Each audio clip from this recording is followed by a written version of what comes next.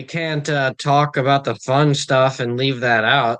Not everybody Right? wants to hear purely about just comics over and over again. We got to give them a little No. bit of Yeah, the let's talk about personal Murphy dramas. beds. Yeah, Murphy beds. Dang, yeah.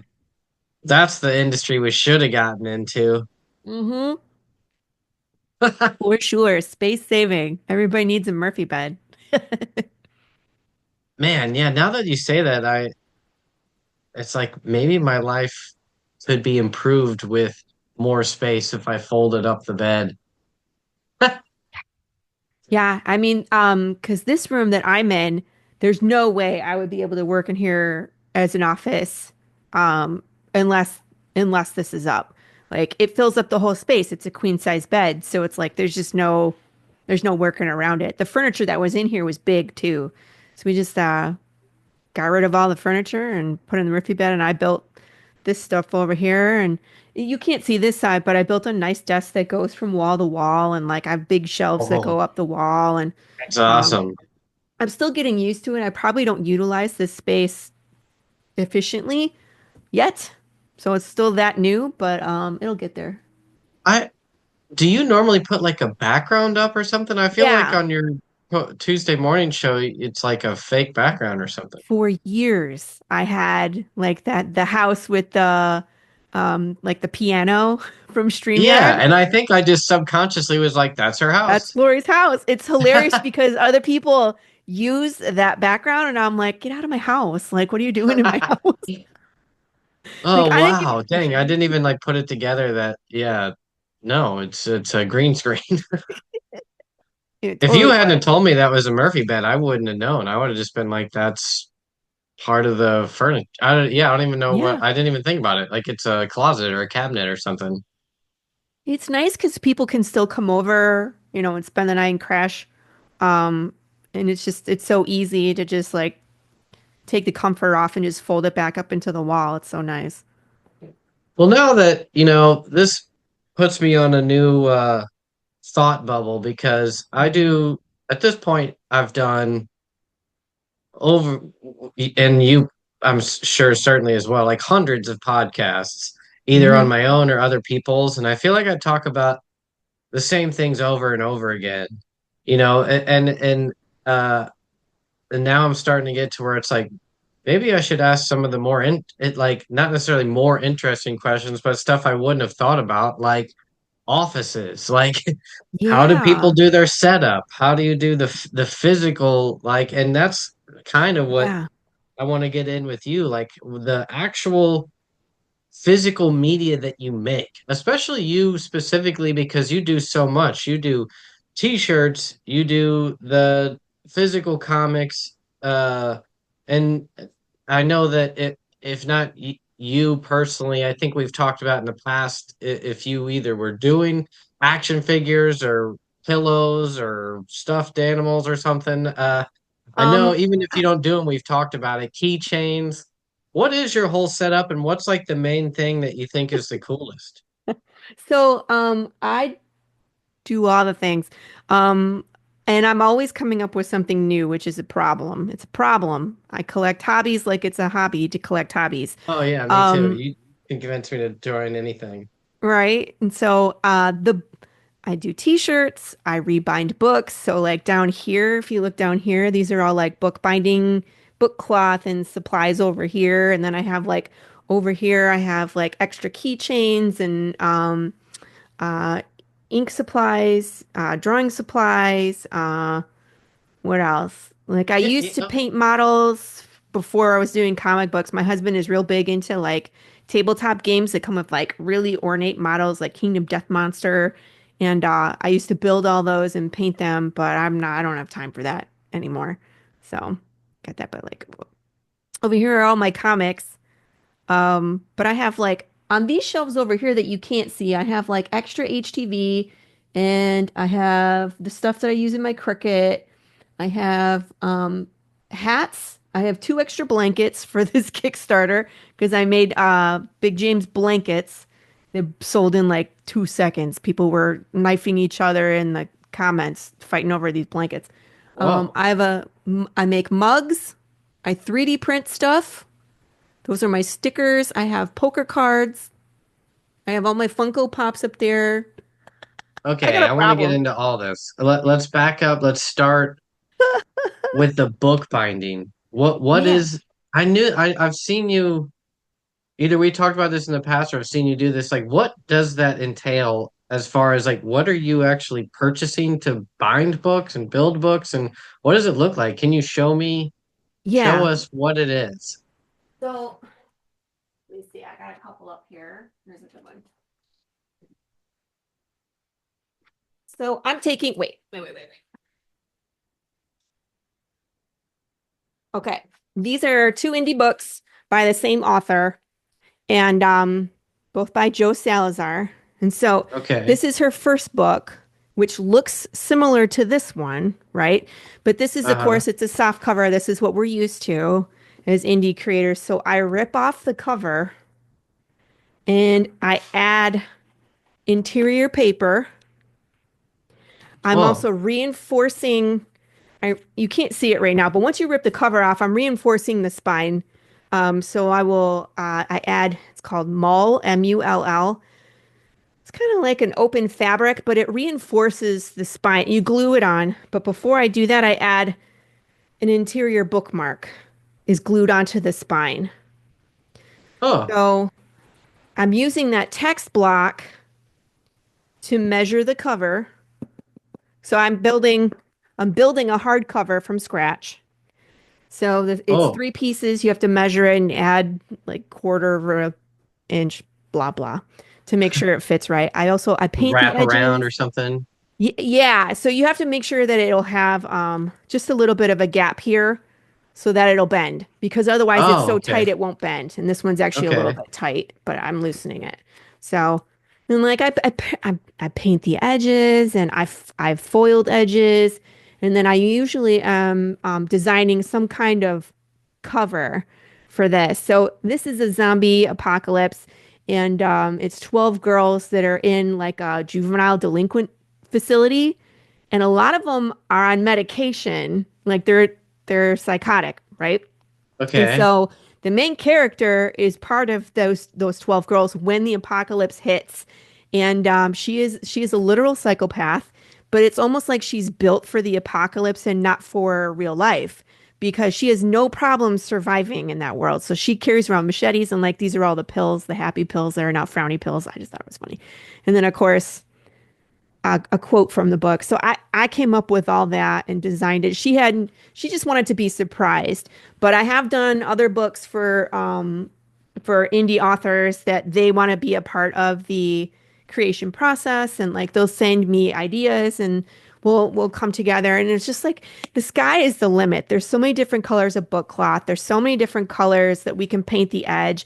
There's so many different things we can do with the bookmark or no bookmark or charm at the bottom. There's endless possibilities that you can do with these. So So it's a lot do of you fun. need sort of the original book to do it, or can you go completely from scratch? I can go completely from scratch, but that's even more difficult.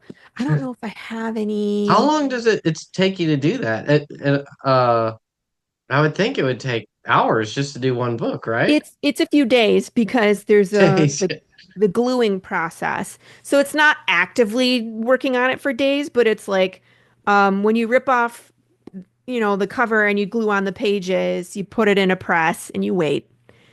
And then you can paint the edges, but then you got to wait for the paint to dry, right? And then when you Uh-huh. glue on the mull and you glue on the bookmark, you have to wait. So it's just like watching paint Yeah, dry. I get Um, you.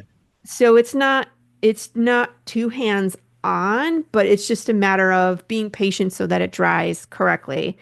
And what I found out I can do is before I glue the book into the cover, I'm actually using my t-shirt press to put on the HTV, which makes it nice and flat, and it's so nice because this whole thing is flat, so I can do the spine and both sides at the same time. So I just line it all up, I press it once, let it cool for 3 seconds, take all the plastic off, press it again, and it's done. And then you're ready to glue the text block into the cover. So, Where did you learn how to do all that? Just TikTok. Google and TikTok? Whoa. Because you can watch so many TikToks of people doing this. And that's where I was like, I would love to do this. And then I was watching people actually sew pages together.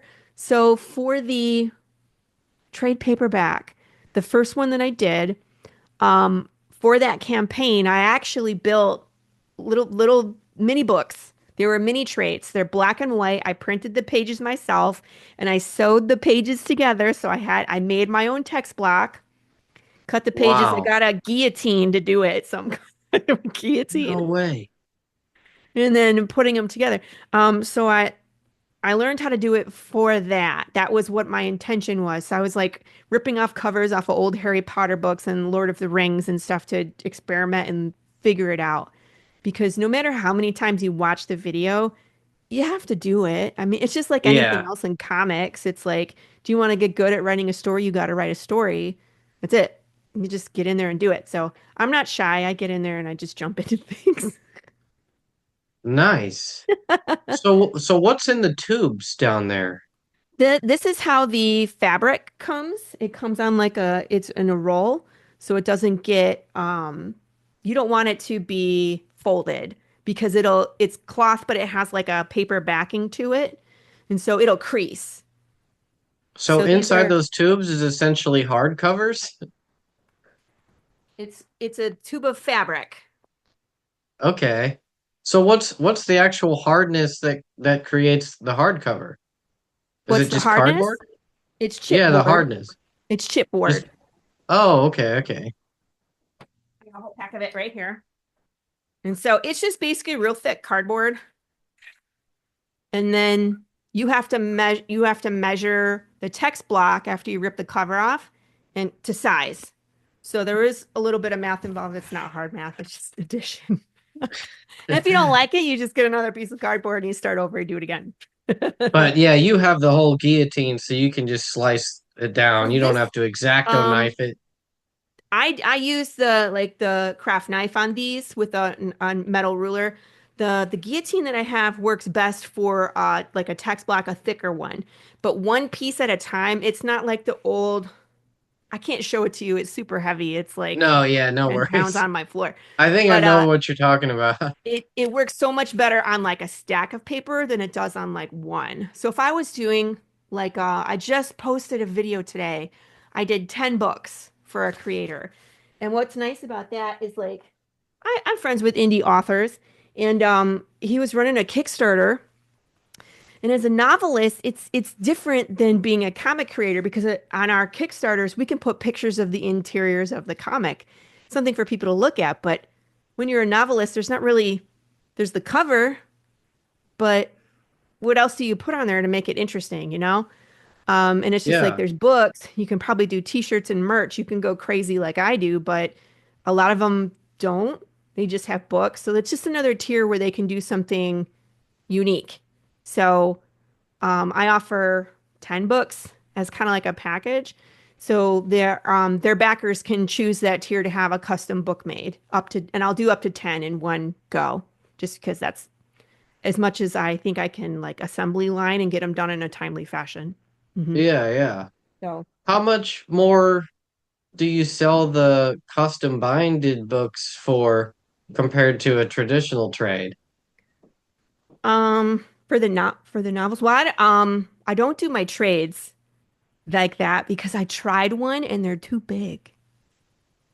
So like Your the trades are decorative, too thick? they're too wide. So the decorative paper, how do I explain it? I did a trade, okay? Okay. And here's my problem is that the decorative paper that I put in that holds everything together. So this gets glued to the cover and then gets glued to the text block. So this is kind of what holds it into the cover that you make, right? And Yeah. so it's not long enough. This is a 12 by 12 piece of decorative paper, but it's not long enough to cover the whole thing. So I had this gap. So I did something. I tried to use two pieces of 12 by 12 and like some cardstock at the end, and I wasn't happy with it. And it didn't stick well. As you can see, it didn't. So Huh. I haven't done trades for people, but I've done novels because they're smaller, right? It's yeah, so it's truly just the trade is like traditionally an odd size, so they just don't Yeah. make the card stock to fit that. Right. Okay. It's the decorative paper that holds kind of everything together.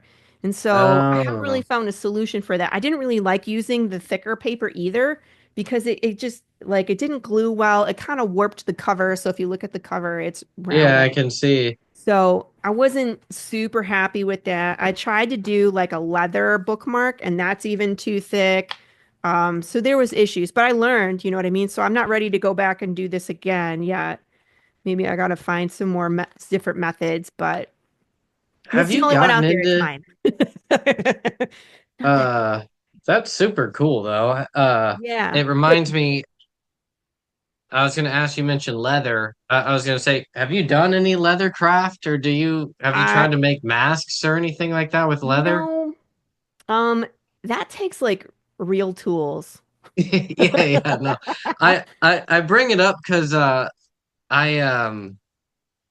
I actually was like really considering getting into it before I kind of like last year, maybe the year before.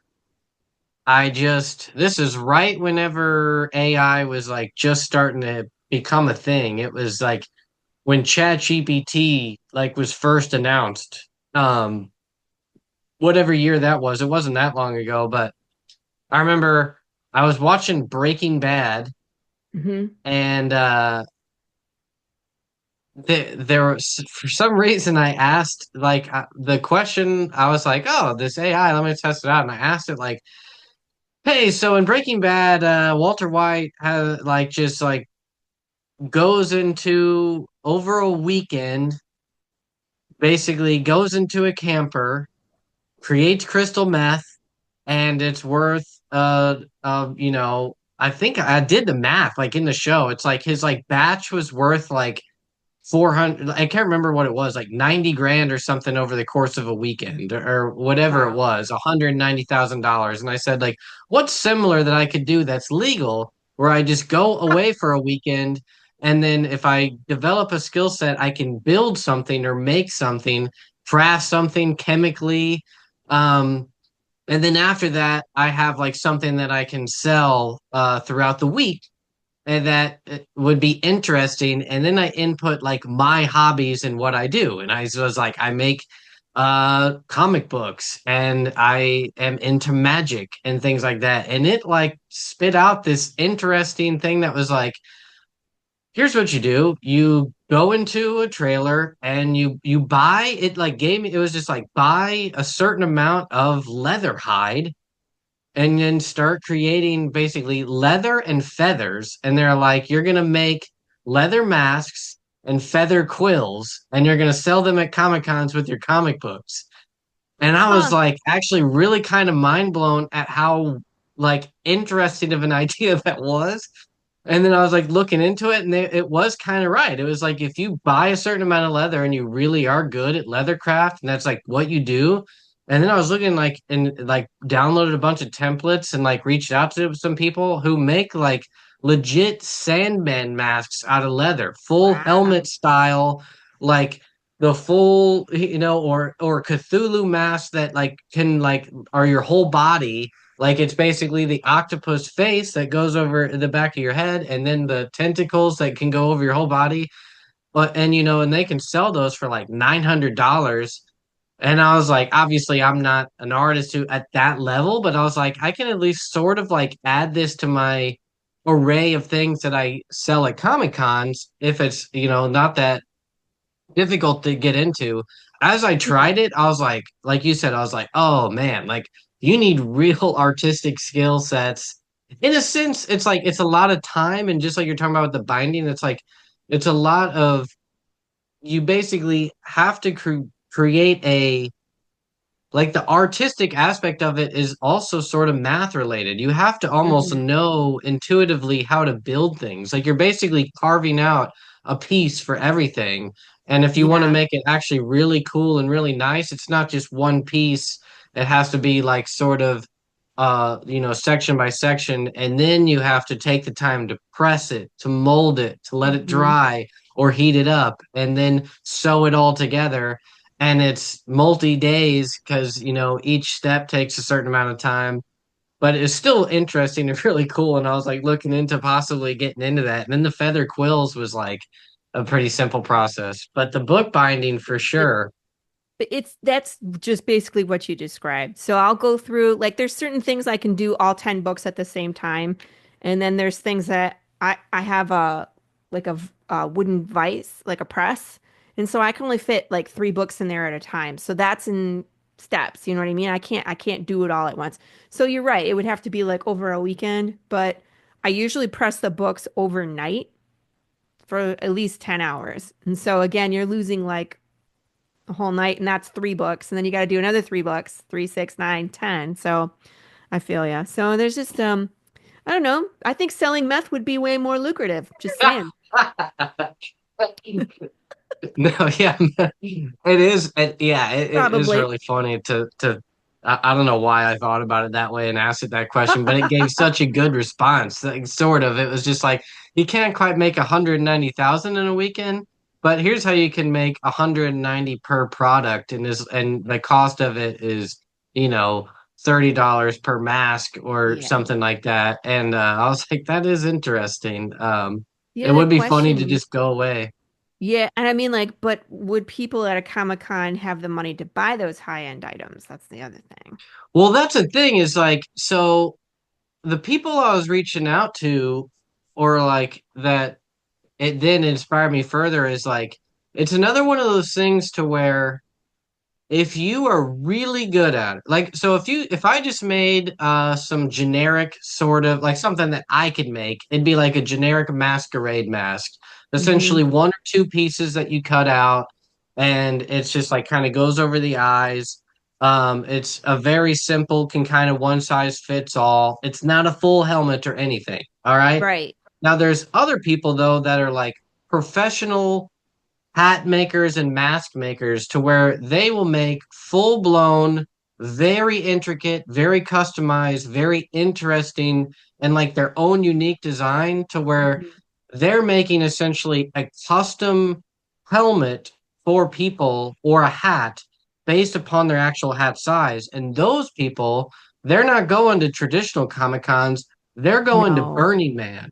They're going to like Lollapalooza, and they don't even need a booth. They basically just can work out of their backpack and get people's head sizes, take $1,000, and people will pay them because they're going to sort of a wealthier clientele that can afford to pay for a Hmm. $600 to $1,200 one-day ticket to things like that, and they want very interesting art. Like that's why they're there. Tech bros go to these things to party and buy unique, interesting things, and if they're nerds, they want a top hat that has like a skull and Cthulhu face, or whatever. Like that's the kind of stuff they're looking for, and you basically have samples that you just like show people, and then you say like I can make this for you, and then you don't have to make it right on the spot. You just get their head size, get their information, make it for them, assuming that the person can pay up later and they're not drunk when you talk to them. And that's how the people I was like talking to and researching, that's how they do it is, it's not quite like Comic-Con booth. It's more like you go to the places, you get build leads, you get kind of people that are interested in that, and then you make custom stuff when you go back home. And so you're Yeah. actually just going to and it's a win-win because you're not there hustling like you and I are at cons just talking forever. You're like sort of walking around partying, and people see your hat and they go, "Oh, that's cool," or they see you wearing a Sandman mask and they're like, "Oh," and you go, "Actually, I make these customly. If you got $500, I'll make you one." Um, and a lot of them, it's like, it's just like hats and shirts. It's like most people are probably Yeah. medium or large or whatever generic size. You don't always have to do exactly the head size, but yeah, but you have to be really good. You Yeah. have to really stand out, and it's just like anything else to where if you're like the have a monopoly on that unique thing, I'm the guy who makes the custom whatever masks, then you can win, but otherwise. So, I know a creator that does these leather masks. Well, he gets them made for his campaigns. I'm not Oh, sure if okay. you're familiar with Matt Knowles. He does Heirs of Isildur. Yeah, that He's name sounds familiar. he's live right now with a pirate adventure one called Satsumi Pirate Queen, something like that. Can I share a screen real quick with you? I just want to show you. Go for it.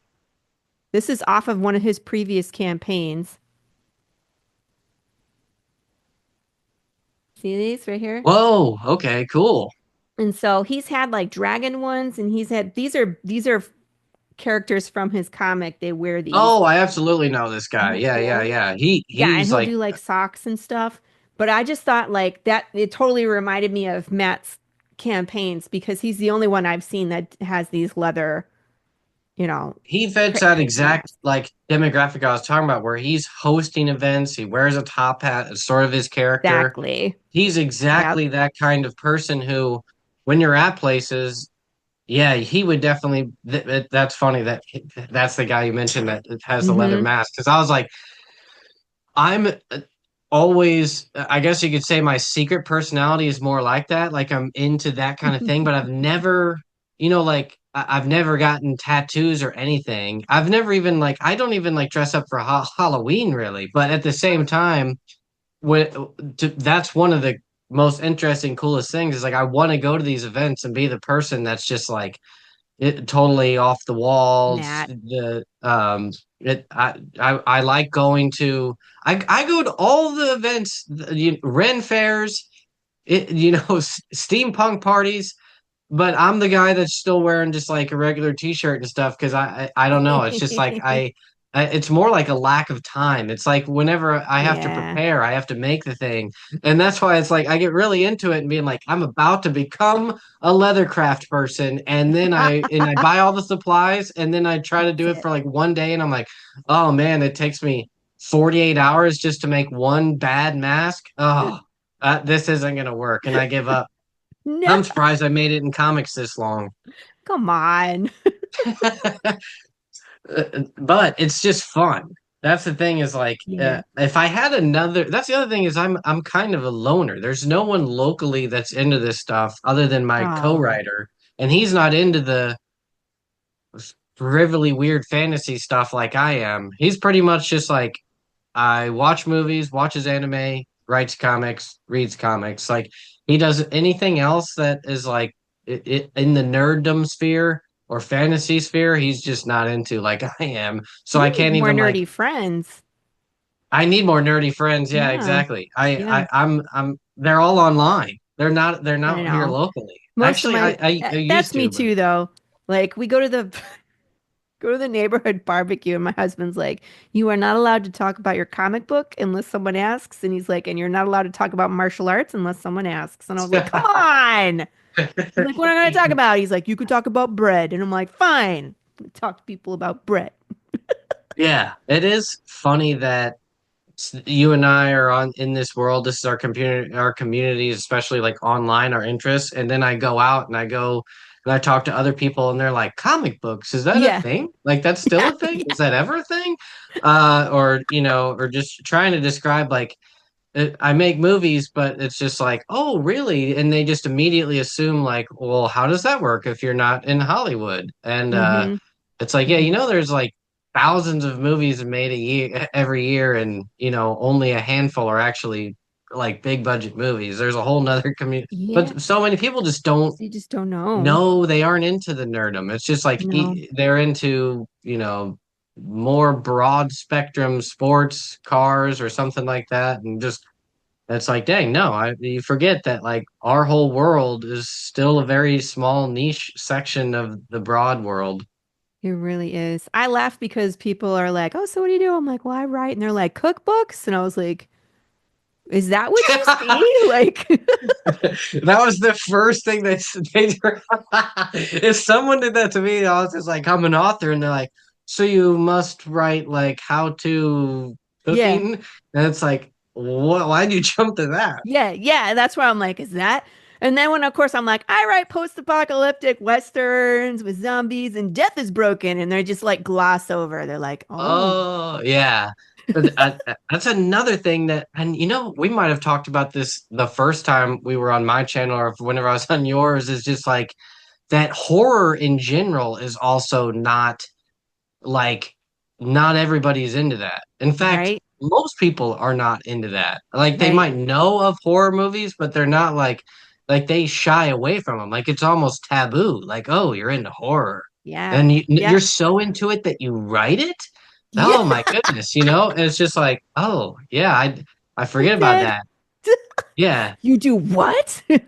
Oh, I always go yeah. And on these podcasts, and of course, I'm on with like George Medina and Sam Vera, and they write like like young adult, there's a message like being supportive and anti-bullying and like comedy, and it's for kids. And then there's me, and I write super dark, like dystopian, terrible society. And so I'm always joking because like if we're at a Comic-Con and they're like, one of us writes young adult and one of us writes dark dystopian. You're like, guess which one is which? And they never guess right.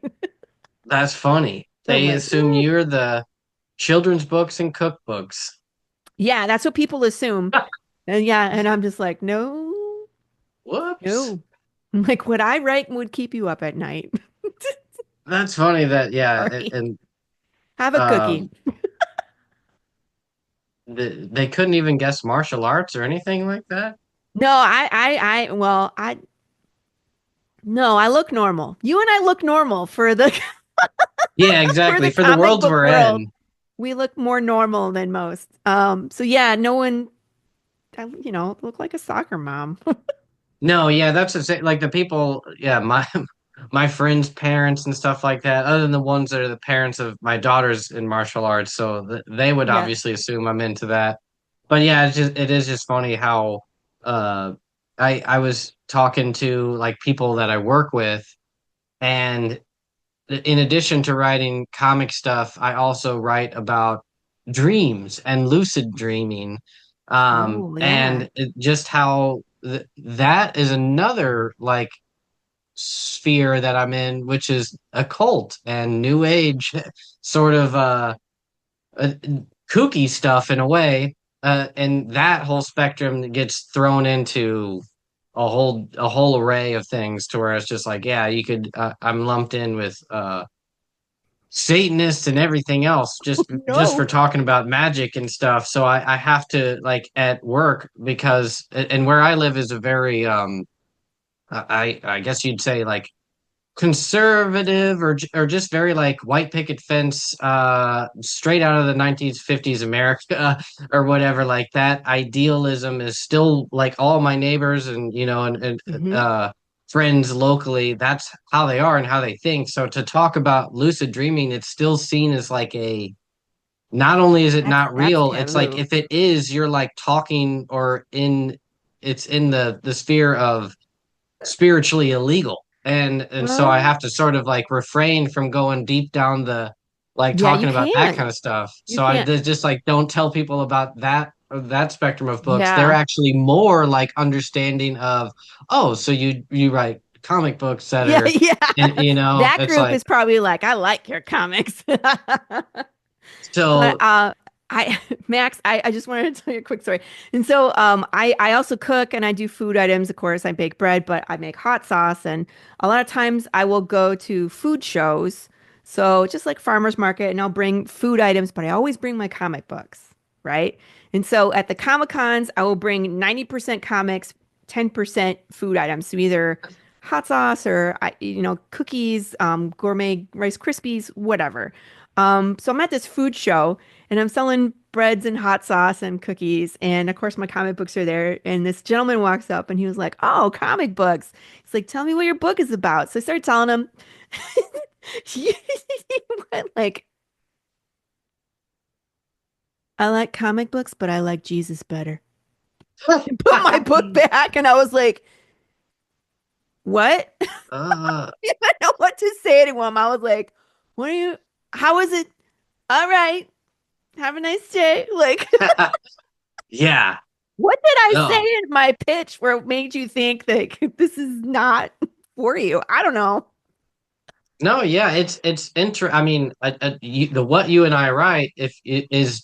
very much taboo to someone that's at least it's stereotypically sort of like in the box of sort of like by the text old school religious stuff like that, because I talk to plenty, I myself am sort of in the Christian category, especially I everyone that's am. in my immediate Yeah. family and stuff like that. So I can talk to people about religious texts for a long time, and that's why a lot of stuff that I write is intriguing and can seem a Yes. bit too over the line, because I will reference things that are sort of biblical or related to spiritual phenomenon that are often talked about.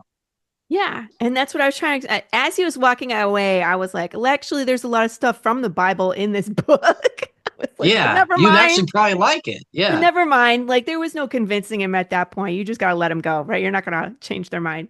But I was like, it's called If Path of the Pale Rider is the fourth horseman of the apocalypse. He's from the book of Revelation. No, Saint Jude's patron saint of impossible missions, like impossible guys on impossible. No, no. All right. Have a nice day. lost you, Yeah, that's it was fine. no point. But I like that was the funniest thing to me. I was like, "Oh, I struck a chord. I struck a chord there. I wasn't expecting that." I had a long conversation with since we're off on tangents, might as well keep going this way. I had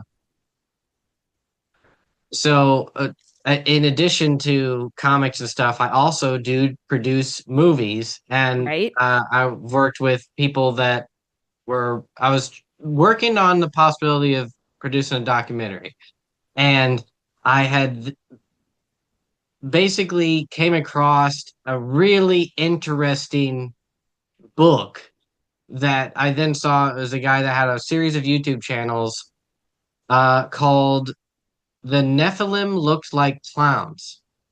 Have you Well, heard of this? no, I haven't heard that they look like clowns. Like I've Oh read my up on the goodness. Nephilim. If you want to go into a rabbit hole that's not your typical conspiracy stuff that like will make you really intrigued with the world again, just look up The Nephilim Look Like Clowns. Okay, so Weren't this they guy supposed wrote a to all book. have like red hair? Is that what they're referring to? It's there's in a nutshell, he's referencing all across the world when you go through a lot of ancient texts and descriptions of deities and gods and of course fallen angels and things like that. But specifically the Nephilim, or like the fallen angels that bred with mankind. Right? Their Those offspring. specifically looked. So this is where it gets kind of crazy, and I'll just give you a nutshell. It's basically like though the people and of all the ancient mythology of like the Zeus and all them, Hmm. what they're kind of getting into is that those were essentially aliens or fallen angels, and they did and they basically look like dinosaurs or like dragons, and that whenever they bred with humans, they kind of combined hybrid looked like clowns, and then you Yes. go into references of like what they the way they were described, and you go in across like and you go to kind of other you go to I'm trying to think like all across Asia and India. Whenever you see like some of these images of like Tali and things like that, you have these Hmm. sort of red noses, sharp teeth, red lips, like basically red hair. And there's a ton of references to the red-haired, almost everybody. Even Genghis Khan was notoriously for having red hair, and just a lot of references to I think even you know just notorious killers throughout history were supposedly red haired. Scylla of Rome and stuff like that, or Lucius Sulla. um It's red hair. anyway, but like Google there's it. a lot of references to like some of the most like because the way, and then this is what I was going to get into, is like I then was referencing other people considering to make that a documentary, and Yeah. I reached out to Gary Wayne, who is a very famous Christian author who now Oh, is okay. famous for writing a very famous book called The Genesis 6 Conspiracy. Have you heard of that at all? No, but I'm over here Okay. Googling like a mad Another woman and like everything you it's say. super because like what they're basically both these people are referencing is in the Bible, Genesis 6, that is the chapter that's talking about essentially the race of the Nephilim. Yes. And then Gary Wayne goes into he takes I mean he has 2 volumes of thick books that go into the tribe by tribe history of everybody of the biblical time periods, like all throughout history, and then brings them up to modern day, and Shut how up. that the ancient, like the tribes of Israel and things like that, and all the different, like, and then the different, Christianity broke into all kinds of different sects and subgroups, uh for as far back as we know. The original, there's like Gnostics, and he takes them almost like group by group, line by line, person by person, and not just them, but everybody that they're referencing, and sort of narrows it down to sort of who they became. And like basically the argument, or like the kind of theory, and what he's showcasing is how these supposed giants or heroes of old that were like the Nephilim, or even there's like pre-flood. So like all this is going into history that's like pre-flood history, which if you go Yeah. by kind of Egyptian and older, and then like Sumerian and all that stuff, it kind of is referencing an era that's before the Great Flood, where Yes. everything was super wild, and then an era before that where it was like true like gods among men. And so Yeah, like in if Judges you and go down the line and then to like modern biblical times, it's like that was essentially like post flood is like the normal humans that survived, that were rim or heirs of the like hybrid Nephilim gods, that yep. then still began to rule and rule to this day. And so that's where you get that there's like these ancient bloodlines and super ancient kind of super soldiers that are throughout history that still have, um they may not be like Hercules to where they're like super strong or whatever, but it's that same concept where they have basically god blood in them, and Hmm. not only does that make them like a ruling class, it also makes them somewhat superhuman in a sense. But Well, this you combine those kind of two ideas together, it's basically like basically the ruling class today is based upon these Nephilim bloodlines of pre-flood, and then also those giants and Nephilim looked basically like dragon hybrids that also, as they like as the like evolution became more human, like they more and more they look like clowns.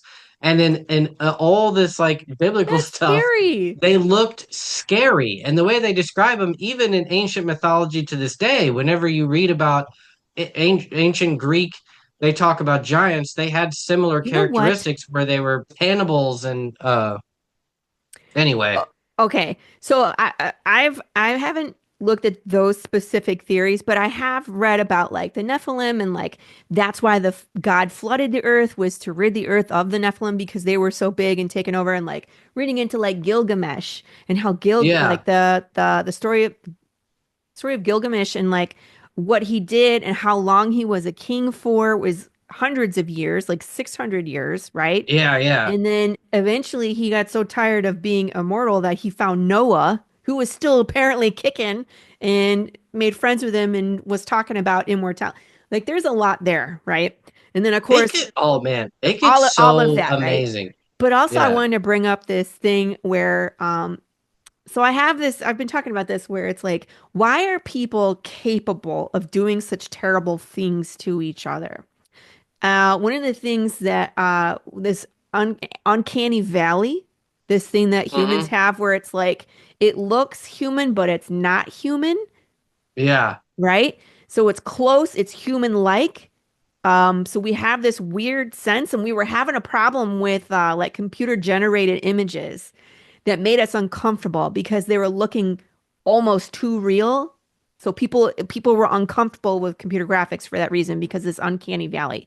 So what Yeah. if It was the Nephilim that were human-like, but were killing humans or eating them because that's a theory, right? And Hmm. that's why we had to disassociate. These are not human. And because we had to, as a human, evolve to say that's human like, but it's not human, that's how we're able to disassociate with other human beings. And that's why we can commit atrocities. That's just the big weird theory that I have. But it's like at some I point we had to do that to survive. And now it's like, how can people look at like another culture and be like, you're not actually human, let's bomb the crap out of you. You know what I mean? Because they disassociate. They're not human. exactly. Yeah, it is Did I? strange that we're Sorry. still.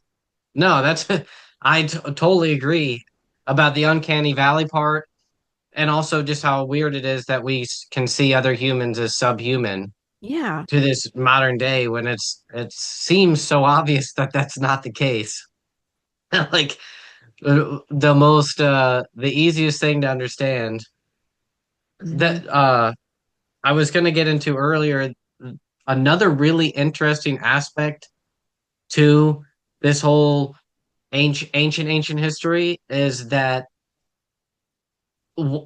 basically uh anybody that's into this stuff is gonna be like, he doesn't know what he's talking about, but it's like kind of like the if you take it in a really broad spectrum, it's basically saying that there's kind of like the if you think about the Old Testament and New Testament, you can let's just think of like New Testament is like Jesus to now. Yeah. Or okay. Old Testament is like flood to Jesus. Right. Okay. And the Old Testament, a lot of people talk about that God is sort of a jealous, evil, human-like, scary God. That he's sending people out to he's hardening people's hearts and stuff like that. And he's basically making it to where even people that are forgiving can't forgive and like revengeful and things like that. And then the modern God is like the all loving, and Jesus is teaching of that God. Okay. Well, in the old, there's like basically Old Testament is referencing older time periods and older texts. And that's where like this Nephilim come from because you Hmm. think Old Testament, creation of everything, Adam and Eve, but they're still referencing like other people on earth and other Right. tribes and other families. And they're also referencing like these uh the Elohim or whatever, or like basically angels and Nephilim, and it says like these giants. Okay, and it says like, what does that come up from? And that's referencing basically an older time period. Okay, and that's basically before the flood. Hmm. Okay, so then you basically have three eras. There's like before the flood, Flood, and then post flood, and then flood post Jesus. to Jesus and then Okay, Jesus to modern. Yeah. so Like Jesus, the death of Jesus, and then the church, and yeah, then so I guess like if you go disciples to modern time, if you think about history, it's like from now, you can think of now is still essentially the Roman Empire. And that Mhm. the Roman Empire never actually fell. It just separated power amongst families across the earth. So like we are Huh. still living in sort of the modern um post Jesus, but like the church then and the Vatican and the Vatican is still the Holy Roman Empire Vatican, Right. Right. like and we're still kind of under that rule of law. All of our economics and sort of structure of society follows in a general broad sense that. So it's kind of like Roman era and then like ancient ancient and then like before that. But what's interesting what I was going to get into is some of these talk about that you're referencing there's kings that lived like hundreds and ruled for hundreds or even maybe thousands of years. I can't remember, but they also all reference sort of there's a different like God that created people who is separate from sort of the all loving powerful God of like the modern New Testament that's like sort of the God and creator of the universe, including all the planets and including all the species of people and aliens and everything. That's maybe the one true prime God. But below that are like sub gods that created sort of humans and someone different that created like the planet or what we might call like the god of earth. Or okay, Hmm. and though and they're referenced with names all throughout these different time periods, and then in like the Epic of Gilgamesh, for example, or other texts from that time period, I can't remember if it's the Gilgamesh myth or not, but they reference that there's sort of these brothers that are at odds with each other, almost to an extreme of like God and the devil, Hmm. and that there's sort of these back and forth, and even in like the modern Bible there's sort of like the fallen angels that used to be, the gods. Well, they reference in these old stuff that like there was literally like the God of the Old Testament is just like people who learns lessons. So like the God of the Old Testament in the new era learned the lessons of being a bad evil god and then becomes the good one, but then his brother has to go through the cycles of learning the lessons he did and so becomes the evil one, which is like Mm. modern day Interesting. Satan. So when people are referencing them as if they saw them, they're talking about like, oh, this is the god that used to be good and then fell or whatever. Ah, And then the good one is now sort of the bad one, and that it's like a battle that they just like have to do this with each other every whatever certain yeah. amount of thousands of years on these cycles, and it's just like a learning thing. But people that have been around or that are like sort of the stable writers of history reference them back and forth with like they mix up their names, and like so you're it's like it gets super confusing because the god Yeah. of an era that's like pre flood and all that is the same god later but acts totally different, and so it's like he's a good guy in one era and then he's the bad guy in another era, but he's still referenced as the same name and the Huh. same thing. I wanted to add to that because I've been reading the Bible with my kids at night. And so my one of my daughters has like a children's Bible. It reads like children's stories, right? However, it talks about when it's talking about the story of Moses, and again, Moses was one of those that was supposedly had lived for a very long time. And like I was super interested, I just want to throw this in here, super interested about the person Adam. Like, how long did he live and where is his body? Because you know how the Christian church has relics of Yeah, saints? yeah. Like, where is Adam's body? I'm just curious. So I don't know Good if we've ever question. Yeah. found it or it's in a crypt somewhere or what. But according to Google, Adam lived for 930 years, right? So anyway, going back to Moses. So the point of Moses that I was going to make is that in the Bible, this children's Bible, it talks about how, he saved the Israelites from Egypt and that they're wandering the desert and that God promises them stuff and they get tired and they're bored and they don't want to wander the desert and they complain and they do stuff wrong and like God wants to destroy them and Moses is like, "Hey dude, just don't, kill them all." But it's like when you read this children's Bible, there's like story after story after story of people messing up and worshiping calves and Yeah. cheating on their wives and doing stuff. And there's Moses like, God, please don't kill everybody. You know what I mean? He had to do it Yeah, like yeah. multiple times. He's like, I know they're messing up. Please don't kill them, but it's like this reoccurring theme with Moses where he has to plead to God to not wipe out the Israelites. And I was like, how many times did Moses have to be like, dude, please don't kill us all? Oh Like, my what kind of goodness. what is going on back then? It is super. Yeah, I get super intrigued by all this stuff. I could talk about this forever. I don't want to Yeah. make the audience be like, "Oh, God, Max and Well, his like, tangents about what ancient did we weirdness." tune into this week? Let's It see. What does Google say? How long did Moses live? And was it Moses lived to be 900 years? 120 Oh, years old and led the Israelites for 40 years. Isn't that crazy? So it's like, why do we not live that long anymore? You know? there's a lot of conspiracies about it. That's part of what it says in these texts, Nephilim.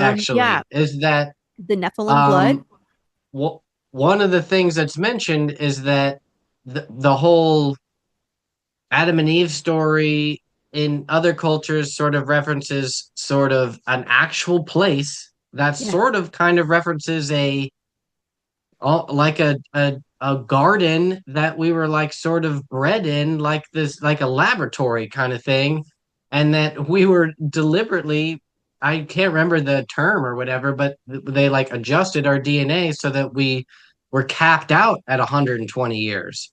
So it was kind of like humans actually could have lived longer, but one of the rulers essentially back in the day put a kibosh to that and said, and that was it's referenced in the text. It literally says like, and their years will be numbered to 120, or however it's written, by Hmm. cutting off the telomeres or putting a cap on something like that, to where they literally reference like basically splicing DNA and putting and like adjusting it.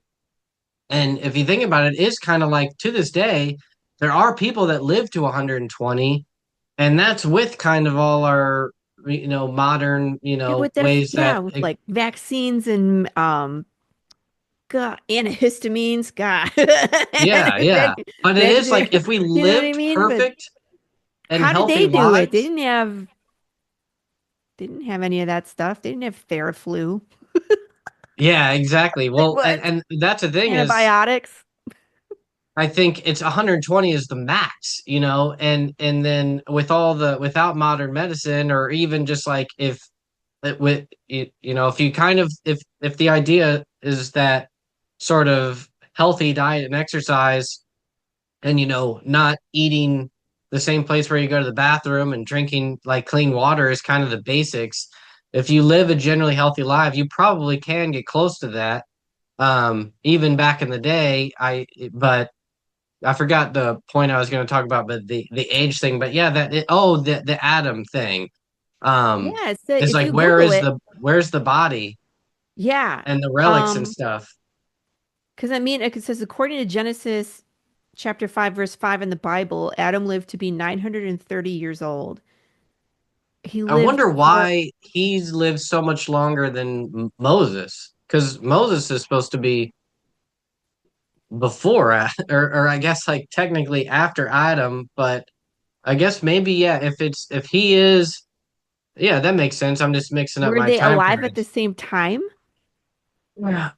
If if Adam is I don't think 930 so. years old, how many of those other figures are still alive while Adam is alive? You know what I mean?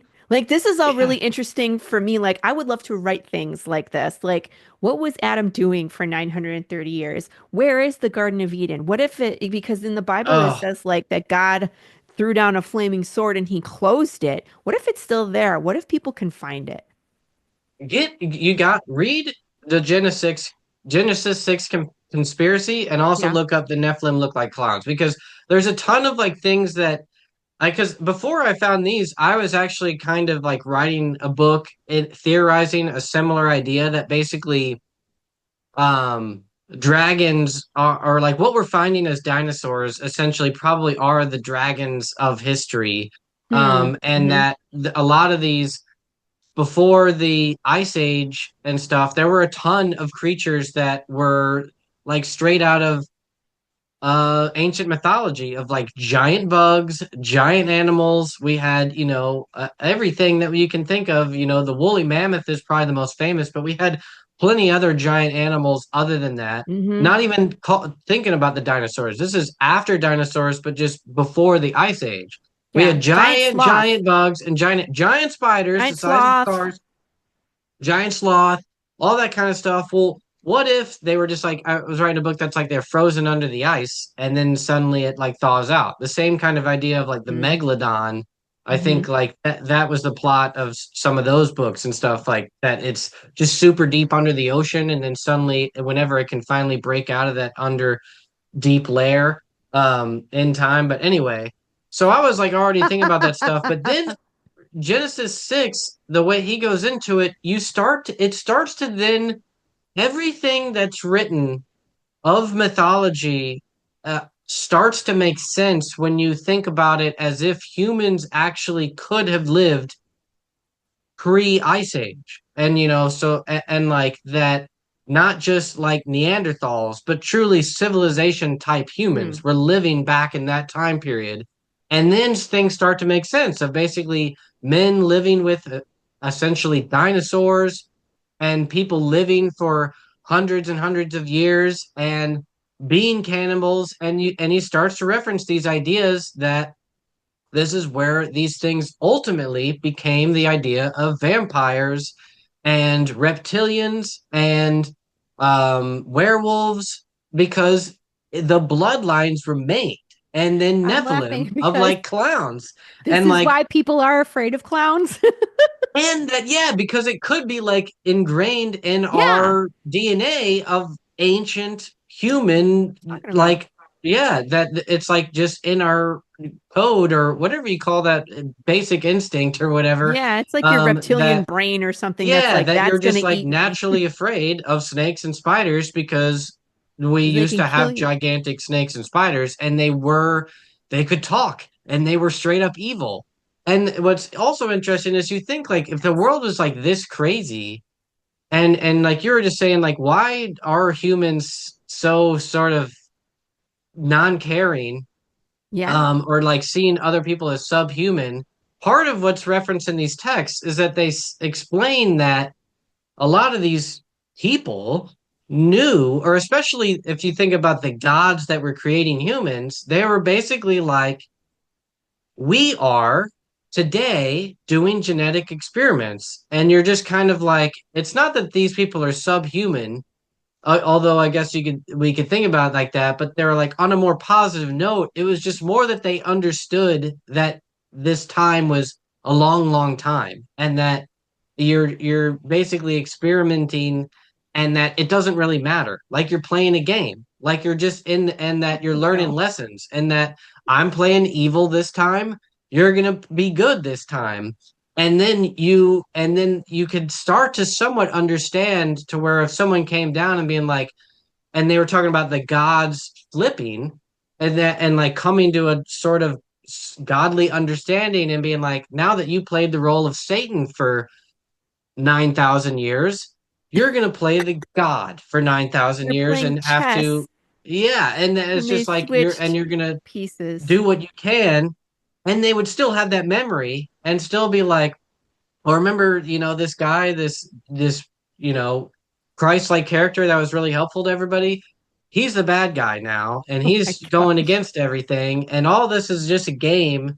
And he's got, what, just like you can just sort of see it to where it's like, if that's the general understanding that everything is kind of like you're playing a video game, um, well, maybe it would make sense. And also another thing, not to go on forever about these tangents, but a lot of things that are referenced is that everybody was high and everybody was on drugs. And that like sort of, just if you just add that combination of like, okay, we're remnants of like pure monsters of a pure chaotic fantasy, elves and like everything in there, and then just throw in the fact that everybody's tripping all the time, There's a lot uh, of and mushrooms.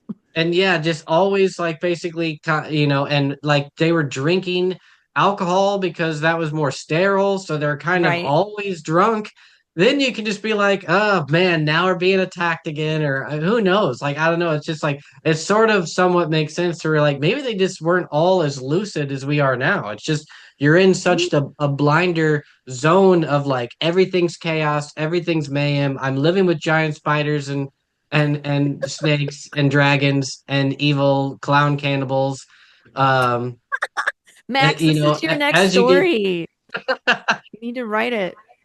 yeah, but oh yeah, the whole reason I brought all this up is because, yeah, I was looking into a documentary, Oh, about that's right. basically ancient biblical, the Genesis 6 conspiracy, and that led me to that, yeah, that whole Nephilim look like clowns thing. And then it got too complicated, but I'm still working on it. It's just like it's such a massive, I don't even know how I'd go Yeah. about doing it, because that was like what I was talking about with the other like people involved, was like they were wanting to use AI to kind of recreate, scenes and stuff, and I was like, no, like if we're gonna do it, let's do it sort of, let's go all out and do it right and not cheap and fake. Like let's try to Yeah. actually like tell either do it purely factual or like purely more like mockumentary style or something. And then it just became really expensive and complicated. But Yeah, I mean, Still like, in the there's so works. much information. It's almost like you have to do it like a series and break it up into chapters,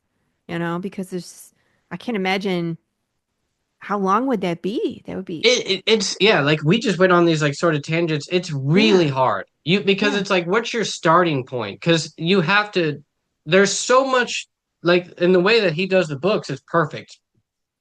He basically does like the first volume of that's just purely talking about um the heroes of old. So like where does the concept of giants begin and what are they actually referencing? Like when they're referring to giants in these ancient texts, specifically the biblical text. He's mainly just talking about like actual all the expert excerpts because just the Christian Bible stuff, the Dead Sea right. Scrolls and stuff, I mean, it's massive amount of text that's been written. Well, they talk about giants, but so do other cultures as well. So, like Central America, like the Aztecs, they had giants. The Native Americans had giants. The Yeah. Chinese were talking about giants. Like every single culture has giants in their history, in their Yeah, ancient it history. So that's why makes it's you like there wonder. has to be something true about that. If the whole world, if you go back and you look in their history, they're writing about giants. Like, Yeah, exactly. And that's like the starting point is just like what was that? Where are all the references? And then he sort of goes forward in time after that. And then but also referencing like that those texts are talking about an even older time. It's just like Game of Thrones where like they're talking about and almost not just Game of Thrones, like everything is all like that. It's like everybody's referencing like everybody talks about a time that we don't know. No one yeah, remembers a time but before why? modern time. And why is that? And why is everything post this same flood? And Yeah. so it's And like that's the other something thing. went down before that flood. Right. And everybody wrote about the flood. Yeah, Everybody. everybody all over the world. Yeah, I So could talk about this stuff forever because I got a if live Kickstarter. whenever I'm on your show's 2 hours. We'll go into all this. But yeah, I mean, one like, one I could thing talk about this stuff all day too. Absolutely, I can. before we go back to comics a little bit, I wanted to talk about your 3D printing. What all do you do with 3D printing that you think is like cool and that other like can you show me something? I've 3D printed a few things. I have on my campaign, every campaign I have a secret reward and it changes. But because I have a 3D printer, I like making my own things. And so like last campaign I made little figures. This is Big Boy James. Yeah. This is just with primer on it. So obviously I didn't paint it, but I've been painting them gold, like it's an Oscar, and I send it to people. It's because I think it's funny. Um, one time I did like a little shadow box. So these come out so I can change. I can 3D print different scenes. You know what I mean? Whoa. So this is kind of fun. Um, so just something cool. And then the coolest thing I think that I printed is this is technology from my comic. And so the in the comic they wear this thing on their chest that's a heart monitor.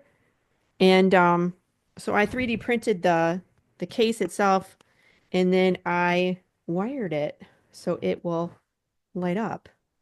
Wow. So in the story, it's green when you're living, and then it is red when you're undead. So in this one actually blinks like a heartbeat.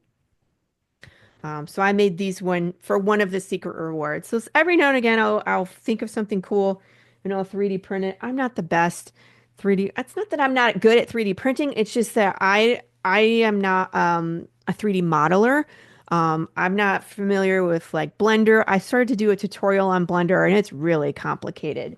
So I would Yeah, much that's what I was gonna ask is how hard is it like to upload your images and turn them into like that big boy? Like how much did you have to so do? it's insane. It's insane. This Okay. one's easy because it's flat. It's flat. So it just prints flat. I didn't really have to do any sculpting with it. I still had to make sure that it fit right and was within the tolerances. But if you look back here, here's the actual 3D, the big Oh, I James. see it. Okay, yeah. I worked with an actual sculptor. I sent him the image and this is hand sculpted, right? So this is polymer clay. And so he Oh, scanned this into Blender and then sent me the file so I could print this.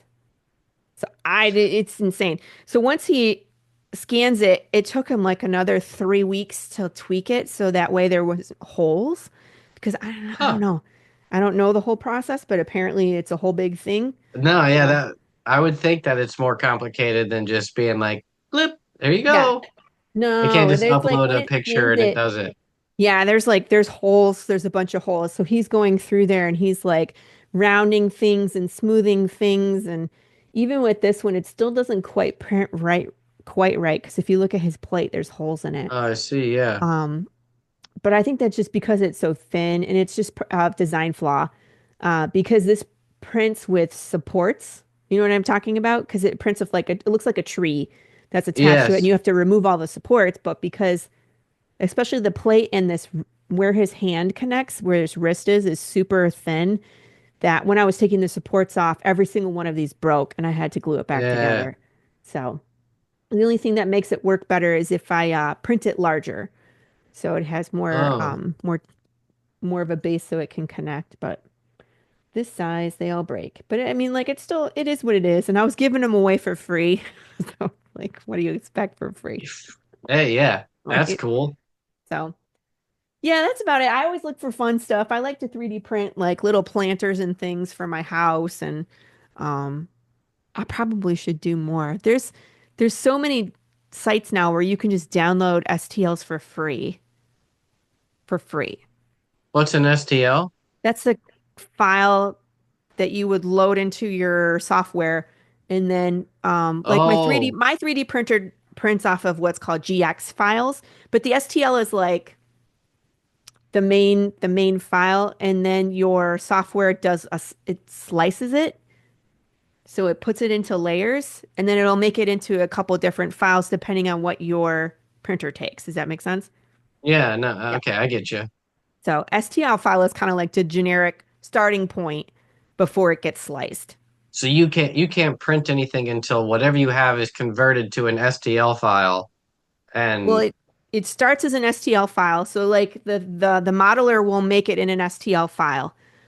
So oh, the okay. 3D image is an STL file, and then it So goes into okay. another program to slice it. So that's telling the 3D printer like how many times in the width to go around, and how high, Whoa. right? So that's what the Okay. slicing is. And so that gets in saved as a couple different files. I don't know them all. I just know that GX is the one that my printer takes. So it goes from an STL file to a GX file, which is the instructions with the layers. And so I plug a little thumb drive into my 3D printer and I say, print this file, and then I get this.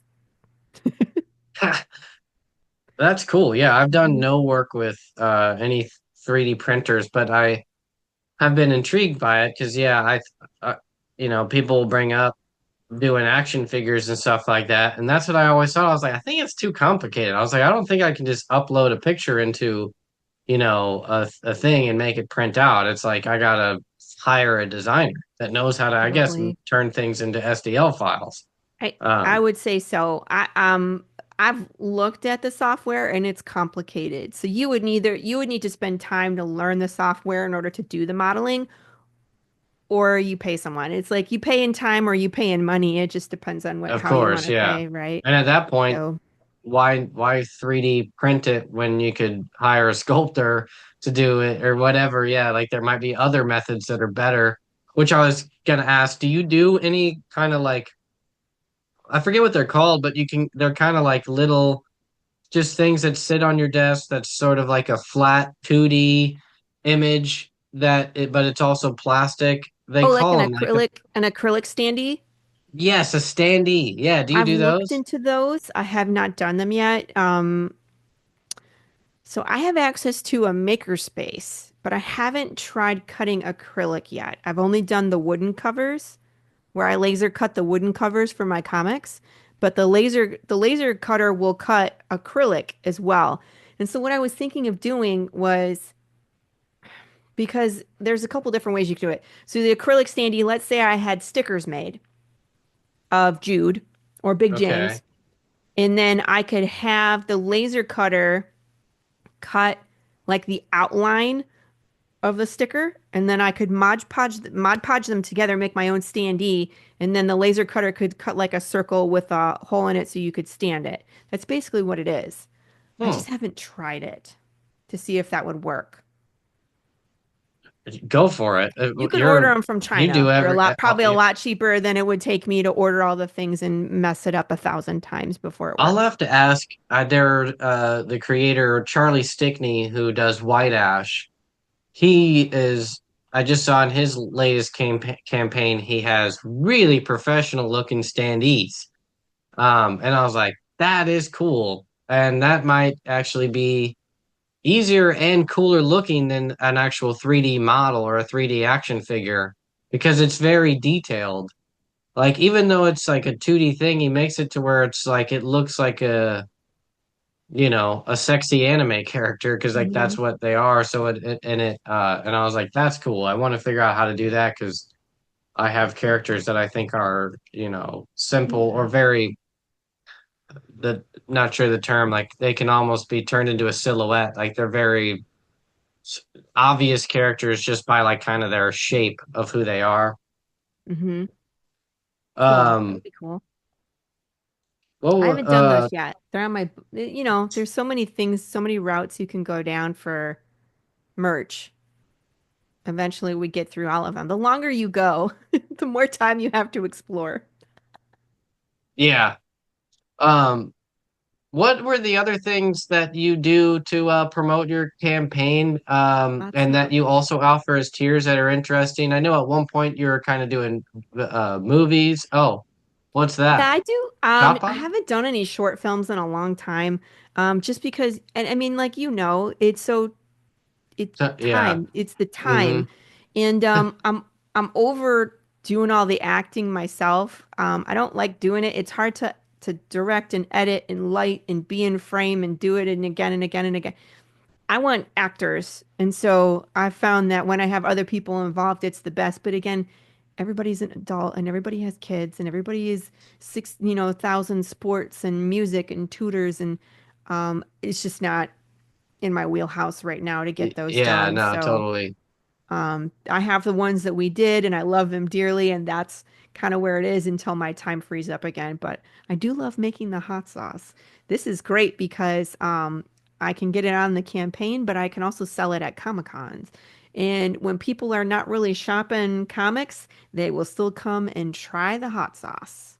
Nice. Hmm. So technically I have seven flavors, five in the 5 ounce woozy bottles, and this is the first one I've done in this 2 ounce Boston bottle. I'm trying something different, so we'll see how these go. Actually, I have a I have a bandolier that you put shotgun shells in that these fit in. So I plan on Whoa, wearing them in the bandolier to my next Comic Con in the end of February. I call it that's shotgun awesome. sauce. Yeah. So with my cowboy hat on and my my bandolier, we'll see what kind of attention that gets, but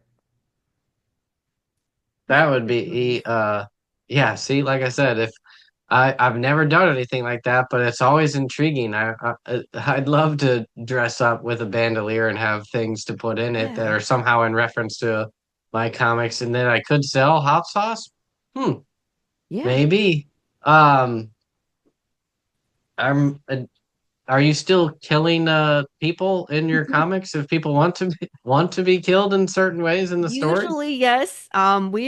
Not this campaign. I didn't do any drawings this campaign because of where the story is. I didn't want to add any, but usually we do squish people.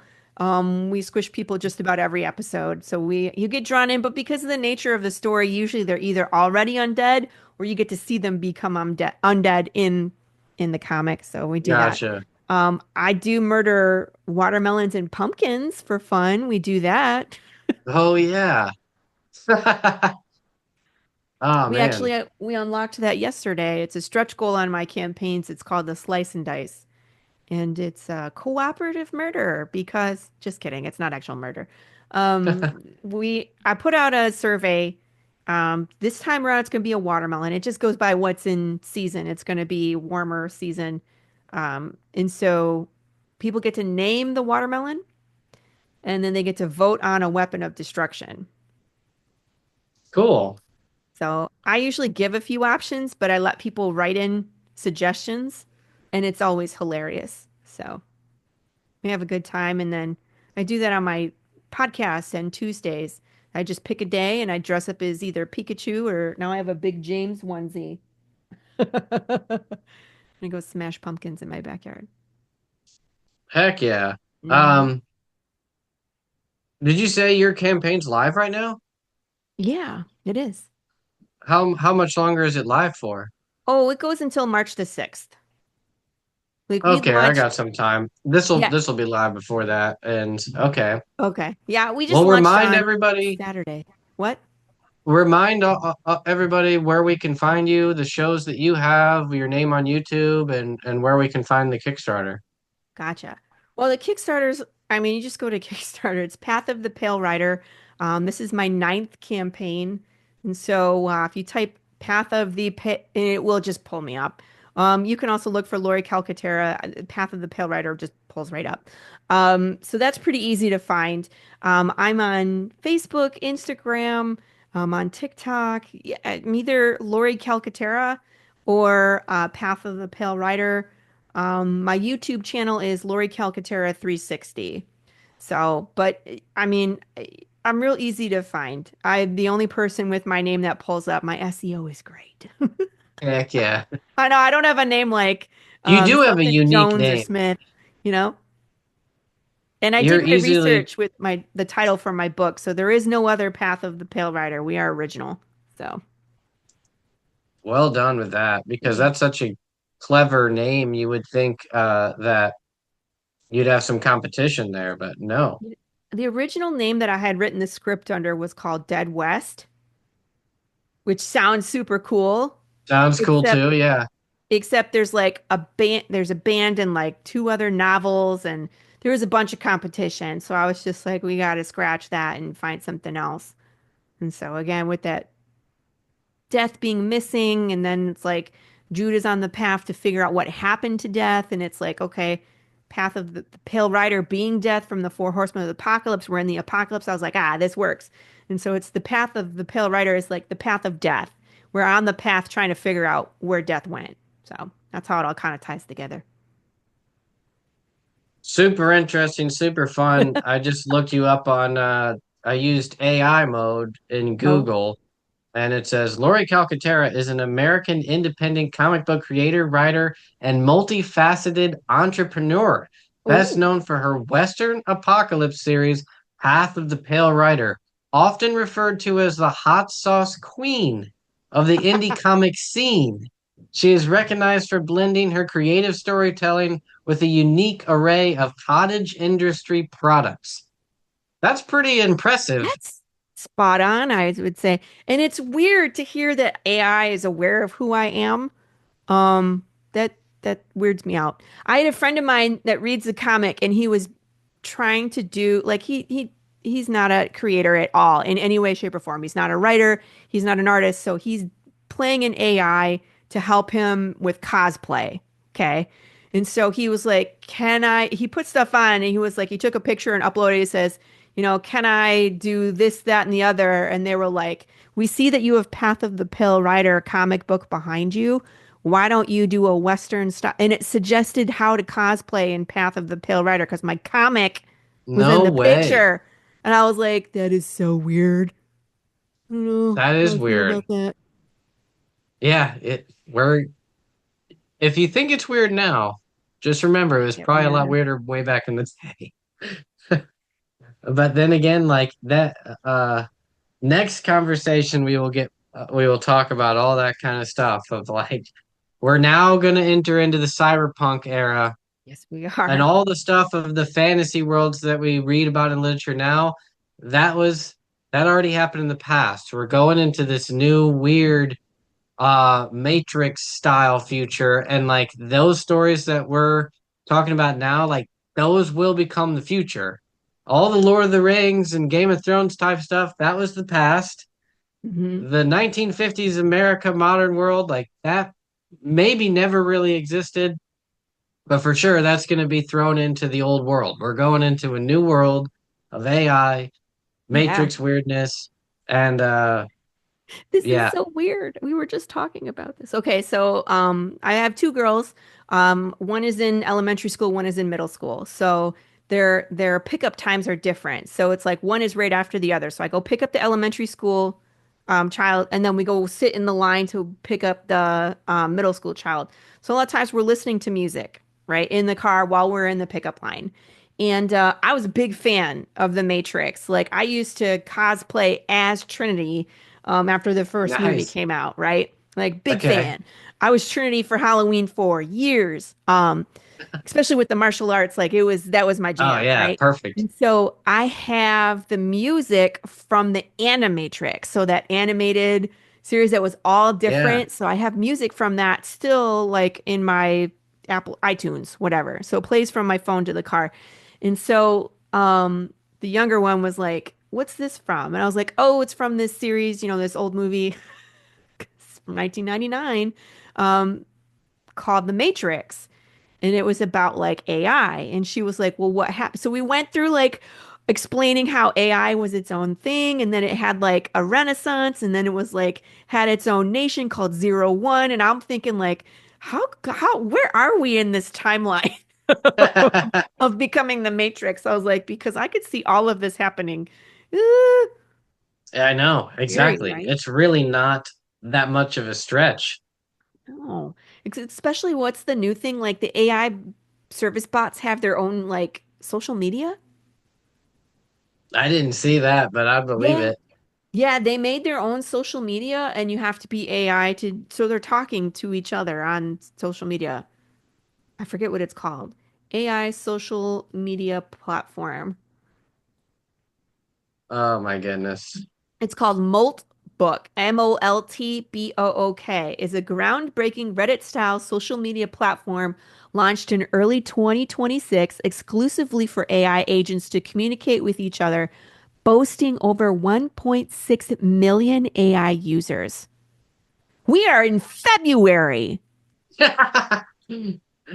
Oh my goodness. Humans can only observe while bots discuss their existence and vibe code new content. The platform serves as a space for autonomous AI to interact. Matrix, here we come. Exactly. It's As long over. as I can run up the walls, I'll be okay. I'll fine, fine. I want to learn kung fu. Let's go. Yeah, we have to merge with AI or we're done. Like that's what's scary is yeah, man, we could talk forever because like Yeah, it's that's what people already are afraid is talking like to each other. that's the transhumanist evil agenda is that yeah, we're all either going to become slaves or we're all going to become cyborgs. There's no in between. Like you merge with the machines or you become a slave to the machines. Yeah. Um so here we There was go. a Choose your there was a side. what is it called? There was an animated series on Netflix. I forget what it's called. It's not Prometheus. Was it Prometheus? It was an animated series I was watching that was that. It was like instead of AI, they were actually using technology to upload human consciousness to the web. It would destroy your body, but then your consciousness was uploaded to the web. And it Huh. was super interesting. Like it was really such a great series, but it's like they hadn't mastered it, but they were uploading these consciousness to the internet and they were degrading to the point where they would die. You know what I mean? But Yeah. companies were doing it because they could act like AI. They can control these human consciousness, and they were doing things like like running the stock market and just what you would have an AI service bot would do, but you have a person Yeah. doing it. So, Huh. but they have like the ingenuity of a person, and it was crazy. I'll try to find that. You said it was animated on It's Netflix? animated. It's on Netflix. It's not Prometheus. I'm like I'll so find it. behind on everything uh that. Yeah, who know? And and I I'm always looking for something to put on while I'm using, like I'm making hot sauce or I'm making whatever. I'm making these little tiny mini books right now for like anxiety bookshelf. Have you seen these, Max? no, I haven't I'm seen so those. silly. I make so many different things. So, Oh my goodness. there's this cool thing called, as I drop it, they're so tiny. There's this anxiety bookshelf. So it's a miniature bookshelf and it comes with pre-made books on it and you can like organize the books and it has like Harry Potter series and the Hunger Games and then it's cool for the kids because it just kind of they sit and they organize and they're quiet and it just kind of Huh. it's soothing. I played with it for a good hour. It's fun just to Anxiety bookshelf. you can they're not too expensive. You can get them right off of Amazon. So my daughter got one for Christmas and I was messing around with it and I was like, "Oh, I have a book. I'm gonna put my book on the bookshelf." Right? Yeah. And so I figured out how to print tiny little book covers on sticker paper. It's just matte sticker paper. I use my inkjet printer to print these and Huh. put them over the books that came with the anxiety bookshelf. So I just slap my sticker over their sticker and haha, it's my book now. So Man, you do too much cool stuff. I have a problem where I collect hobbies. My collecting hobbies is my hobby. And I'm too crafty because I can do that. So I do it. So like this was fun because I used this as a pre-launch goal, which I've never done before. So I was like, hey, if we get to 100 pre-launch followers on this campaign, I'll send everybody a mini book. So everybody's Nice. getting a mini book with um, their physical tier. I don't even know. Why do we bring that up? I forgot. We're all over the map today. I don't remember either. Yeah, We we've are gone. so How do we go chaotic. from AI to anxiety mini books? And Nephilim and the jealousy Yeah, yeah. factor. I We had a forgot about really that interesting whole conversation, though. I like mean, like we 20 went down minute some rabbit tangent we holes. took. Yeah, people are gonna really take this episode and be like, "What? He has What gone off the is deep end." wrong with you guys? But I mean, like, could you imagine if I wasn't on the same wavelength as you? Well, yeah, I We wouldn't have were gone. like That's this the and thing that is and like this and that, and people be like, "Yeah, that's great, Max." you're also one of the few people that I've had on that has their own YouTube channel. So I watch you. Yeah, Even though we don't know each other that well, I feel like I know you better than because I've seen you talk, so yeah, I already sort of know how you talk and your interests and stuff like that in a general sense. So it's easier to sort of go into yeah. more like I'm just talking to a friend of mine as opposed to I'm interviewing a creator kind of thing. Right. I feel that way too. And with, especially yourself and like a few people that come on the show regularly. And it's just like, I don't even, like, do I have to introduce Max? Like, you guys know Max. He's been on the show. Yeah, Because after a exactly. while, it's It's like, kind of yeah, we're just like. going to talk about whatever we want to. Okay. You can come along for the ride in the chat. And I like shows like that. There are times whenever it is just like, all right, we're going to cover this thing. How did earn 30 grand on your Kickstarter? But there's other Yeah. times where it's just like, hey, we've Yeah. talked before. We've gone through your history. Um, we don't want to, I'm not going to make you walk through your career again. I'll Right. refer people to the first episode, which is how I will end it now. If you haven't watched the first episode, I think I called it how to kill people and get away with it or something like that or something like that or murdering people, murdering your audience with Laurie Calcaterra. That's what it was like Sounds about something right. like that, but yeah. I'll put all your links in the show notes and Thank tell you. everybody to find you. You're easy to find. That's how we got on this Yeah. tangent because you have great SEO because you have a very unique well, I guess just name in general, and your title of your book itself is like Yeah. associated with you. And apparently, you're hot sauce, the hot sauce queen of the indie comic scene. Oh, it even rhymes. Man, you've got it I made. love it. All right, Yeah, and I this has mean, been like, great. the best way to really support me is to show up at my Kickstarter campaigns. Um, all of my exclusive merch is there. Like you won't be able to find the Funko Pops on my website. You actually can't find my hot sauce on my website. So you can get it from the campaign or you have to get it from me in person. Um, so that's just the I way it is. So forgot. that You did hmm? a Funko Pop? What's it take to get a Funko Pop? They're not actually Funko, they're custom made. They're really up high, so I can't Oh, grab them right now. But it's legit. Like if you go look on the campaign, here, wait, I'll show you. I'll show you what the latest one looks like. Where is it? I passed it. Here we go. So I have these custom made. Let's see if I can make it bigger. Here we go. Doo, doo, doo, doo. He's up here. Him. Oh, how'd you get those made? So I got in touch. I found them on Etsy, and it's this wonderful studio. I highly recommend them. They're called Unique Concepts Studio, and they're on the East Coast, and they make custom made pops. So they're not technically Funko, but because they're custom made, be prepared. Like they're not cheap. But I've been working with them since I started this.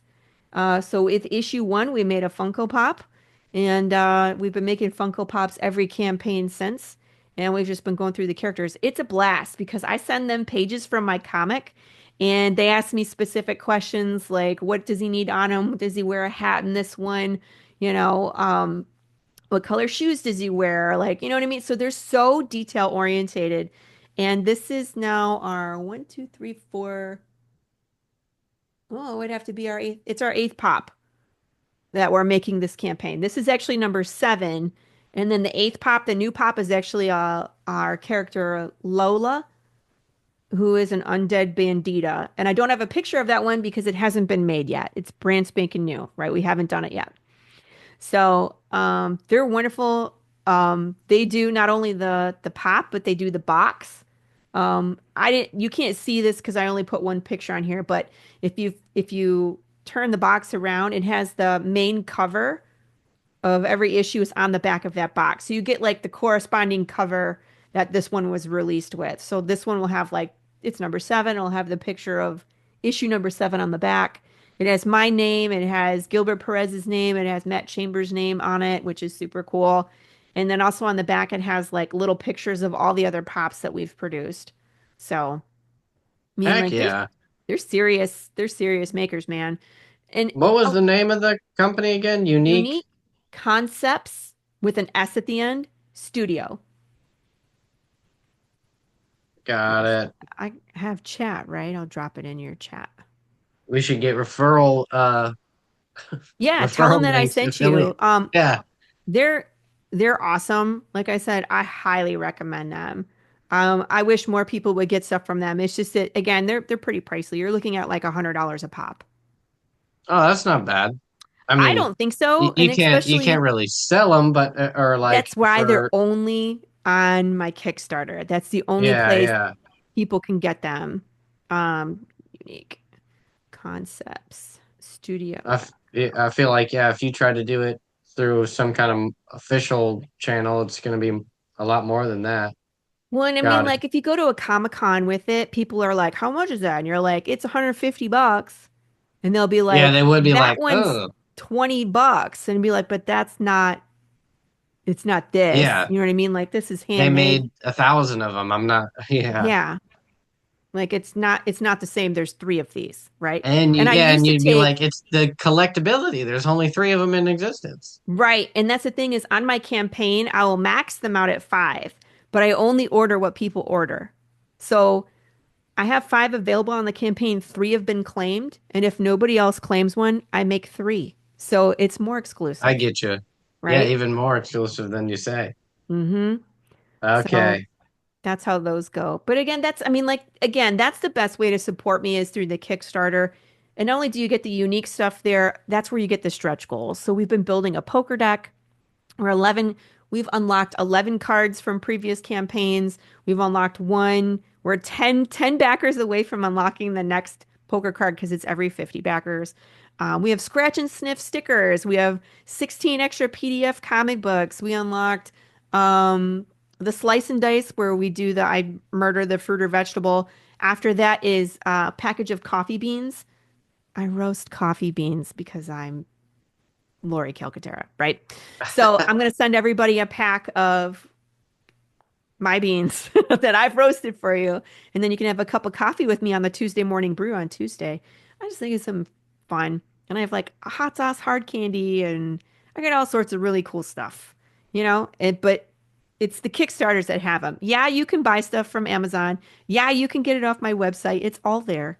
But the Kickstarter is where you get the biggest bang for your buck because I throw in all the things that come with it. So, All yeah. right, I'll send them there to the Yeah. Kickstarter campaign, and you If we're can just not look up Path live, of the Pale Rider.